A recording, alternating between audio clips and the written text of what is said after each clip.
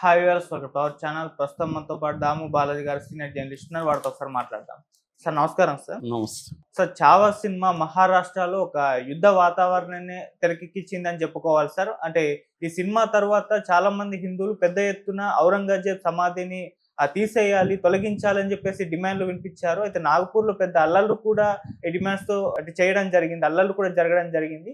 So ఏం జరుగుతుంది మరి మహారాష్ట్రలో? మరి ఔరంగజేబ్ సమాధిని తీసేసే ఛాన్స్ ఏమన్నా ఉందంటారా? మరి చావా సినిమా రగల్చిన దీని గురించి మీరేం చెప్తారు సార్?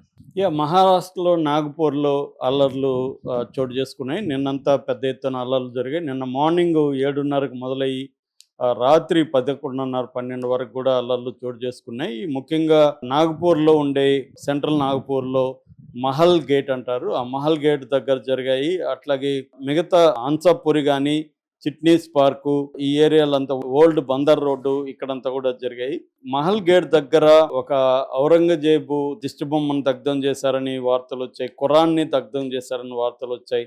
కొంతేమో శివాజీ ఫోటోని దగ్ధం చేశారని, రకరకాలుగా, అంటే ముస్లింలు హిందువుల ఇవి దగ్ధం చేశారని, హిందువులేమో ముస్లింలు దగ్ధం చేశారని ఇలా వార్తలు రావడం, అల్లర్లు చోటు చేసుకున్నాయి. ఈ అల్లర్లకు ప్రధాన కారణమైతే విహెచ్పి, విశ్వ హిందూ పరిషత్ అండ్ బజరంగ్ దళ్ సమూహాలు. వీళ్ళు దాదాపు 40కి పైన వెహికల్ని ధ్వంసం చేశారు. అనేక షాపులు, ఇండ్లు, క్లినిక్స్ వీటన్నిటిని ధ్వంసం చేశారు. ముఖ్యంగా పోలీసుల్ని 30 మందికి పైన పోలీసులకి గాయాలు జరిగాయి. అందులో కొంతమంది పరిస్థితి సివియర్గా ఉందని చెప్తున్నారు. 2 డిఎస్పీలు కూడా, అర్చిత్ చందన్ అనే ఒక డిఎస్పీ, తర్వాత నికేతన్ కదం అనే ఒక డిఎస్పీ, వీళ్ళిద్దరు కూడా గాయపడ్డారు. సో దీనికి సంబంధించి అక్కడ డీజీపీ రవీందర్ సింఘాల్ కూడా మీడియాతో మాట్లాడారు. ఇప్పుడైతే అదుపులో ఉంది. 50 మంది అల్లర్లలో పాల్గొన్న 50 మందిని అరెస్ట్ చేసాం, అదుపులోకి తీసుకున్నాం. మిగతా వాళ్ళని కూడా సీసీటీవీ ఫుటేజ్ అవన్నీ పరిశీలిస్తున్నాం అని చెప్తున్నారు. అట్లాగే ఫడ్నవీస్ కూడా, దేవేంద్ర ఫడ్నవీస్ ముఖ్యమంత్రి కూడా అసెంబ్లీలో అనౌన్స్ చేశాడు. ఇదంతా కూడా చావా సినిమా తీసుకొచ్చిన ప్రభావం. ఇది ఒక ప్లాన్డ్గా జరిగింది, మేము దీన్ని అలో చేయమని చెప్పారు. అసలు వీళ్ళ డిమాండ్ ఏంటి అన్నప్పుడు, ఈ చావా సినిమా చూసి ఔరంగజేబు ఎంత దారుణంగా సంభాజీని, అంటే శివాజీ కొడుకు సంభాజీ మహారాజుని టార్చర్ చేసి అతి దారుణంగా చంపితే అతని టూంబ్ని మనం ఎందుకు పెట్టుకోవాలి అనేది వాళ్ళ డిమాండ్. అతని టూంబ్ ఎక్కడ ఉందంటే కుల్దాబాద్ అని ఉంది. 300 కిలోమీటర్ల, ఈ నాగపూర్కి 300 కిలోమీటర్ల దూరం కుల్దాబాద్. ఇది ఇంతకుముందు ఔరంగాబాద్ అనే పేరు ఉండేది, దాని తర్వాత ఛత్రపతి సంభాజీ నగర్గా పేరు మార్చారు. అట్లాగే బీజేపీ వాళ్ళు ఢిల్లీలో కూడా ఔరంగజేబ్ రోడ్డు ఉంటే దాన్ని అబ్దుల్ కలాం రోడ్డుగా మార్చేశారు. సో ఔరంగజేబ్ అనే పేరే వినపడకూడదు, అతన్ని ఎవరు పొగడకూడదు అనే డిమాండ్స్, అలాగే ఆ టూంబు ని కూడా నాశనం చేయాలి, డిమాలిష్ చేయాలనేది వాళ్ళ డిమాండ్ ప్రధానంగా. అయితే ఇక్కడ మహాయుతి ప్రభుత్వం ఉంది మహారాష్ట్రలో. మహాయుతి ప్రభుత్వం అంటే బీజేపీ, శివసేన షిండే వర్గము, తర్వాత అజిత్ పవార్ ఎన్సిపి, నేషనల్ కాంగ్రెస్ పార్టీ, అజిత్ పవార్ వర్గం, ఈ 3 కలిసి అక్కడ ఇది చేశారు. బీజేపీకి ఒక 12 ఎమ్మెల్యేలు షార్ట్ ఉంది. ఓన్గా గవర్నమెంట్ ఫామ్ చేయాలంటే ఇంకొక 12 కావాలి. సో ఇక్కడ రకరకాల వాదనలు ఉన్నాయి. అసలు బీజేపీనే ఎలర్లు కారణమని ఒక వాదన. ఎందుకు అంటే ఆల్రెడీ ఎలక్షన్ల ముందు కూడా వాళ్ళు ముస్లింలకి యాంటీగా కొల్లాపూర్లో ప్రాంతంలో అల్లర్లు క్రియేట్ చేశారు. కాబట్టి ఇది దానికి కంటిన్యూషన్గా బీజేపీనే చేస్తుంది. ఎందుకు బీజేపీ చేస్తుంది అంటే ఇక్కడ శివసేన డామినేషన్ ఉంది. శివసేన అంటే కూడా శివాజీ పేరు మీద శివసేన అనే పేరు పార్టీ ఏర్పడింది. శివాజీ మహారాజ్ పేరు మీద ఏర్పడింది. చాలామంది శివుడు అనుకుంటారు, శివుడు కాదు, శివాజీ పేరు మీద ఏర్పడిందే శివసేన. శివసేన ఇప్పుడు ఉద్ధవ్ ఠాకరే, ఏకనాథ్ షిండే 2 శివసేనలుగా విడిపోయింది. అంటే శివసేనని చీల్చడంలో సక్సెస్ అయింది బీజేపీ. తన మిత్రపక్షాన్ని కూడా బీజేపీ చీల్చేసింది. సో ఇప్పుడు ఈ శివసేనను కూడా, ఏకనాథ్ షిండే శివసేనను కూడా తొక్కేసి ఆ శివరాజ్ మహారాజ్ని శివసేన నుంచి తాము లాగేసుకోవాలి అని బీజేపీ ఒక ప్లాన్ చేస్తుంది. దానికి ఈ సినిమా ఉపయోగపడింది. సో ఔరంగజేబుని వ్యతిరేకించి శివాజీ సంభాజీకి తామే ఛాంపియన్స్గా వీళ్ళు ప్రకటించుకోవడం ద్వారా శివసేనని వీక్ చేస్తే మనమే సొంతంగా గవర్నమెంట్ ఫామ్ చేయొచ్చు అనేది బీజేపీకి ఉన్న స్ట్రాటజీగా చెప్తున్నారు. ఉమ్, అందుకే బీజేపీ వాళ్ళే దీన్ని చేయించారనేది ఒక వాదన. రెండో వాదన, బీజేపీ వాళ్ళు అలా చేయించే అవకాశం కానీ అవసరం కానీ వాళ్ళకి ఇమీడియట్గా లేదు.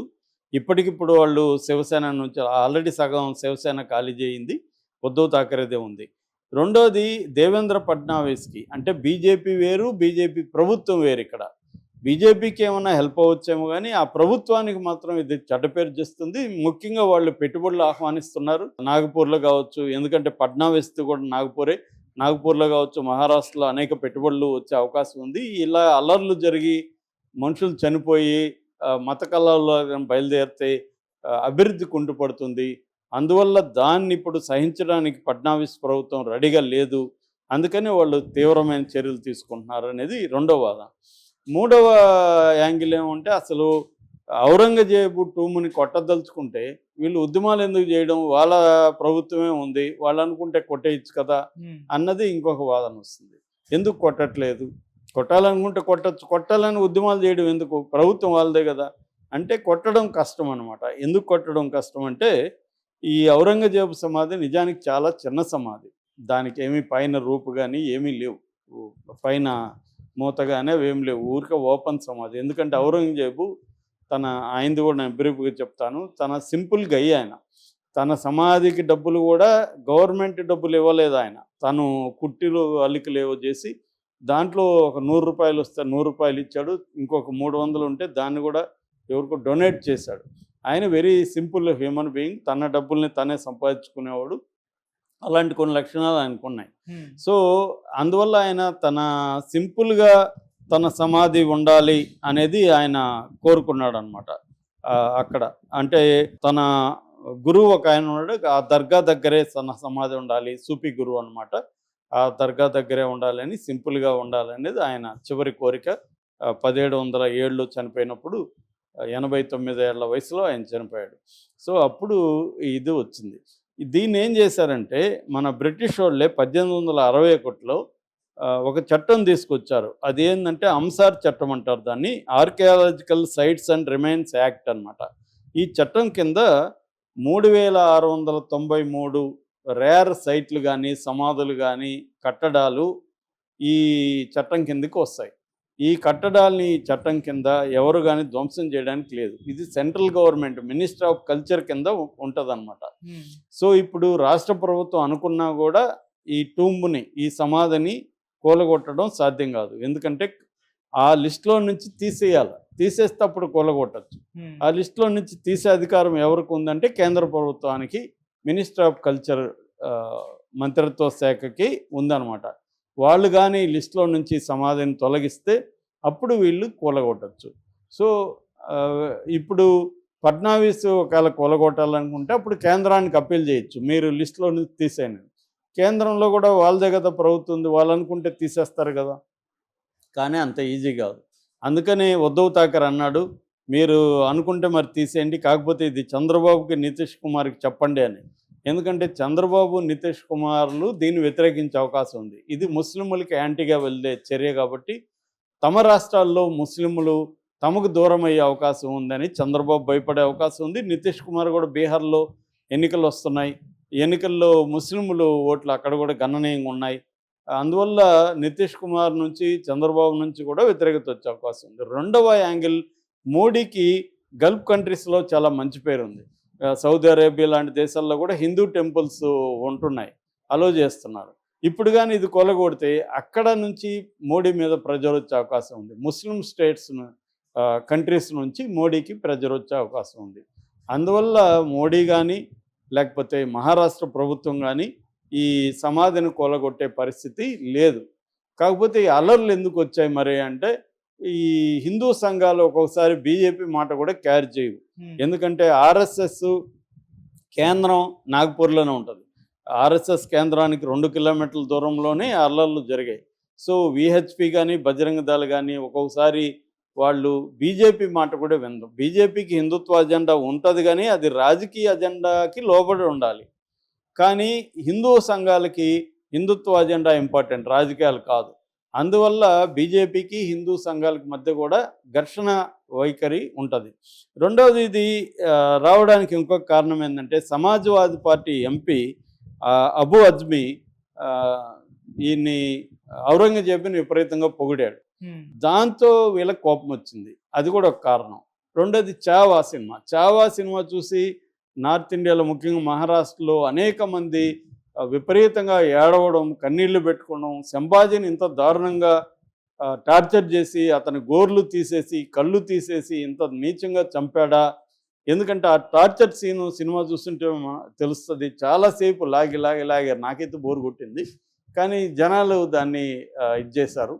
సో అతనితో ఐడెంటిఫై అయ్యారు, వీడు ఎంత దుర్మార్గుడా ఔరంగజేబు అన్న ఫీల్ అయితే హిందువులకి వచ్చే అవకాశం ఉంది. సో నేను సినిమాటిక్గా చూస్తా కాబట్టి దీనికి ఇంత అవసరం ఏముంది, లాగుతున్నాడు అనిపించింది, కానీ వాళ్ళకైతే ఆ ఫీలింగ్ వచ్చింది. సో ఈ కారణాల వల్ల ఈ టూమ్ని ధ్వంసం చేయాలనుకున్నారు, కానీ టూమ్ ధ్వంసం జరగదు, ఎందుకంటే ఇందాక చెప్పిన కారణాలు. అసలు ఔరంగజేబు చనిపోయి ఎంతకాలం అయింది? 320 సంవత్సరాలు అయింది. 320 సంవత్సరాల తర్వాత అప్పుడు ఏమి జరిగిందో, అప్పుడు ఔరంగజేబు ఎవరిని ఎందుకు చంపాడో ఇప్పుడు మనకెందుకు? అప్పుడు ఔరంగజేబు వారసులు ముస్లింలు కాదు, సంభాజీ వారసులు హిందువులు కాదు. సంభాజీ ఒక రాజు, శివాజీ ఒక రాజు, ఔరంగజేబు ఒక రాజు. మొఘలులు మనల్ని హుమయూన్ దగ్గర నుంచి పరిపాలించుకుంటూ వచ్చారు. తర్వాత వీళ్ళు అక్బర్ కావచ్చు, బాబర్ నుంచి హుమయూను, తర్వాత అక్బరు, తర్వాత జహంగీరు, షాజహాన్ తర్వాత ఔరంగజేబే 6వ మొఘల్ రాజు చక్రవర్తి. ఆయన 1618 నుంచి 1707 వరకు 49 సంవత్సరాలు సుదీర్ఘకాలం పరిపాలించాడు. ఆయన కాలంలో జీడిపి కానీ మన ప్రపంచంలోనే రిచెస్ట్ కంట్రీగా భారతదేశం ఉన్నింది. చాలా పెద్ద వయసాలని ఆయన పరిపాలించాడు. అయితే ఆయన మీద విమర్శలు ఉన్నాయి. ఆయన అంతకు ముందున్న మత పన్ను అంటారు, జిజియా పన్నుని అక్బర్ రద్దు చేశాడు. అక్బర్ కానీ, ఆ తర్వాత వచ్చిన జహంగీర్ కానీ, తర్వాత వచ్చిన షాజహాన్ కానీ వీళ్ళు కొంతవరకు లిబరల్గా ఉన్నారు. ఎందుకంటే రూరల్స్ మైనారిటీ, ప్రజలు మెజారిటీ కాబట్టి వాళ్ళు ఏం చేశారంటే మనం మెజారిటీ ప్రజలకి అనుకూలంగా ఉండాలని చెప్పి హిందూ రాణుల్ని పెళ్లి చేసుకున్నారు. హిందూ టెంపుల్స్ని డబ్బులు ఇచ్చారు, వాళ్ళకి టెంపుల్స్కి దానాలు చేశారు. తమ సామ్రాజ్యంలో కూడా మంచి పొజిషన్లో హిందూ వాళ్ళని పదవులు ఇచ్చి పెట్టుకున్నారు. అంటే వాళ్ళు ఈ దేశంలో నివసించారు, ఈ దేశంలో మింగిలైపోయారు, ఈ దేశ సంస్కృతిలో భాగంగా ఉండిపోయారు. ఆ తర్వాత వచ్చిన బ్రిటిష్ వాళ్ళు అలాగా లేరు. వాళ్ళు ఏంటంటే ఈ దేశంలో భాగంగా లేరు, వాళ్ళు మనల్ని తక్కువగా చూడడం, మన సంపదను దోచుకుపోవడం, ఇదే వాళ్ళ టార్గెట్. కానీ ముస్లిం రాజుల, ఇస్లామిక్ రాజుల టార్గెట్ అది కాదు. ఈ దేశంలో ఉండాలనుకున్నారు, ఈ దేశ సంస్కృతిలో భాగం అయ్యారు. అందుకని ప్రజల్లో పెద్ద ఎత్తున వాళ్ళ మీద తిరుగుబాటు రాలేదు. బ్రిటిష్ వాళ్ళు తిరుగుబాటు మీద రావడానికి ఇది కూడా వన్ ఆఫ్ ద రీజన్స్. ఇది ఒకటే సోల్ కాదు, కానీ ఇది కూడా వన్ ఆఫ్ ద రీజన్స్. ఎందుకంటే వాళ్ళు పరాయి వాళ్ళుగా మనల్ని చూశారు. కానీ అక్బర్ కావచ్చు, జహంగీర్ వీళ్ళు మన ఇండియన్ దీంట్లో కలిసిపోయారు అనమాట. కానీ ఔరంగజేబు వచ్చేసరికి ఔరంగజేబు మోర్ మతతత్వవాదిగా చెప్పుకోవచ్చు. అతని మతానికి ఎక్కువ ఇంపార్టెన్స్ ఇస్తాడు. అందువల్ల అతను ఎవరు హిందూ రాణుల్ని పెళ్ళిళ్ళు చేసుకోలేదు. తర్వాత జిజియా పన్ను కూడా వేశాడు. తర్వాత కొన్ని టెంపుల్స్ని కూడా, ఒక డజన్స్ ఆఫ్ టెంపుల్స్ని అతను ధ్వంసం చేశాడని చెప్తారు. ముఖ్యంగా కాశీలో ఉండే కొన్ని, కాశీ విశ్వనాథ్ టెంపుల్ వారణాసిలో కానీ, కేశవ దేవ టెంపుల్ని కానీ, ఇట్లాంటి టెంపుల్ని నాశనం చేశాడని చెప్తారు.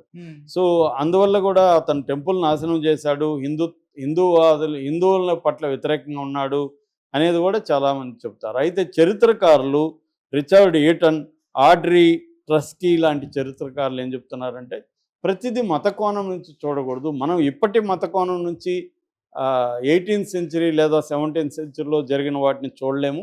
అప్పుడు కేవలం మత కోణమే కాకుండా అప్పుడు చాలా యుద్ధాలు ఎక్కువ జరగడం వల్ల ఆర్థికంగా చాలా సమస్యలు ఉన్నాయి. దానికోసం అన్ని రకాల పన్నుల్ని ఔరంగజేబు వేయాల్సి వచ్చింది. అట్లాగే టెంపుల్స్ కూడా, హిందూ టెంపుల్స్ అనే దాడి చేయలేదు ఆయన. టెంపుల్స్ అప్పట్లో political centres, economic centres, power హౌస్లు, దాంట్లో బోళ్ళు నగలు, డబ్బులు ఉన్నాయి. అందుకని కూడా ఆయన చేశాడు. రెండోది శత్రువులని అటాక్ చేసేటప్పుడు శత్రువులకు సంబంధించిన ఆల్ స్ట్రక్చర్స్ని ధ్వంసం చేయడం అనేది అందరు రాజులు చేశారు. ఈవెన్ హిందూ రాజులు కూడా చాలామంది చేశారు. ఔరంగజేబు కొన్ని టెంపుల్స్కి పరమాణాలు ఇచ్చి డబ్బులు ఇచ్చాడు, కొన్ని టెంపుల్స్ నిర్మించాడు కూడా. ఆయనకు అనుకూలమైన హిందూ రాజులు ఉన్న చోట ఆయన టెంపుల్, ఇదే వారణాసిలో కొన్ని టెంపుల్స్ని ఆయన జన్గంవాడి మఠం అనే దానికి డబ్బులు ఇచ్చాడు. తర్వాత బాలాజీ టెంపుల్ చిత్రకూట్ దానికి డబ్బులు ఇచ్చాడు. ఇలాంటివి వీళ్ళు చెబుతున్నారు. అట్లాగే హిందూ రాజులు కూడా హర్షదేవుడు అనేవాడు 12వ శతాబ్దంలో కాశ్మీర్లో టెంపుల్స్ను కూలగొట్టాడు. టెంపుల్స్ను కూలగొట్టడానికి ఒక శాఖ పెట్టి దానికి ఆధిపత్యం చేశాడు. దేవోత్పతన నాయక అతని బిరుదు కూడా, ఆ పోస్టు అట్లా పెట్టి చేశాడు కొన్ని టెంపుల్స్. అట్లాగే 3వ ఇంద్రుడు రాష్ట్రకూట రాజు, అతను 10వ శతాబ్దంలో ప్రతిహారుల అంటే వాళ్ళు కూడా హిందూ రాజులే, వాళ్ళ కాలప్రియ టెంపుల్ అలాంటి వాటిని అతను ధ్వంసం చేశాడు. అట్లాగే పల్లవరాజు 1వ నరసింహ శర్మ, అతను పల్లవరాజుగా ఉంటూ చాళుక్యుల రాజధాని బాదామి దగ్గర ఉన్న కొన్ని టెంపుల్స్ని, యమునా తీరం దగ్గర ఉన్న కొన్ని టెంపుల్స్ని 7th సెంచరీలో ధ్వంసం చేశారు.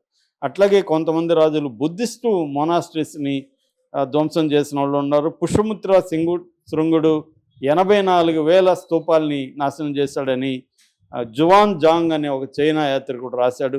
అలాగే మిహిరకులుడు 6వ సెంచరీలో 1600 స్తూపాలని ధ్వంసం చేశాడని బుద్ధిస్టు. అంటే హిందూ రాజులు కూడా హిందూ టెంపుల్స్ని, హిందూ రాజులు బుద్ధిస్టు మొనాస్ట్రీస్ని కూడా ధ్వంసం చేశారు. అంత మాత్రాన వాళ్ళని మతం పరంగా చూడకూడదు అన్న వాదనలు కూడా వినిపిస్తున్నాయి. ఏదేమైనా ఇది 300 ఏళ్లకు ముందు జరిగిన విషయాలను తీసుకొని సినిమాలు తీసి అప్పుడు కరెక్ట్గా ఏమి జరిగిందో ఒక చరిత్రకారుడు రాసినట్టుగా ఇంకొక చరిత్రకారుడు రాయట్లేదు. దీన్ని వీళ్ళు పొలిటికల్గా తమకు అనుకూలంగా ఉపయోగించుకోవడానికి ఇప్పటి హిందూ ముస్లింలు, అప్పటి రాజులకి, అప్పటి ఔరంగజేబ్కి ఇప్పటి ముస్లింలకి ఏమాత్రం సంబంధం లేదు. అప్పటి శివాజీకి ఇప్పటి హిందువులకి ఏమాత్రం సంబంధం లేదు. కానీ వీళ్ళ మధ్య గొడవలు పెట్టడానికి వాళ్ళను ఉపయోగించుకోవడం కరెక్ట్ కాదు. అభివృద్ధి, శాంతి ప్రయోగాలు, ఒక పక్క సునీత అంతరిక్షం నుంచి వస్తే మనమేమో ఇంకా 300 ఏళ్ళకు ముందు ఏం జరిగింది, ఆ సమాధి ఉండాలా లేదో కొట్టుకుంటున్నాము. ఏంట్రా ఇది? అందుకే ఇండియా ఎంత వెనకబడి ఉంది. డీప్ సీక్ లాంటి దాంతో చైనా ఏఐలో ముందుంటే మనం ఏఐని పక్కన పెట్టి వెనక్కి వెళ్ళిపోయి 300 ఏళ్ళకి వెనక ఆ సమాధి ఉండాలా లేదనేది మనకి ఇప్పుడు కన్సర్నా అన్న విమర్శలు తీవ్రంగా వస్తున్నాయి. Okay, thank you so much.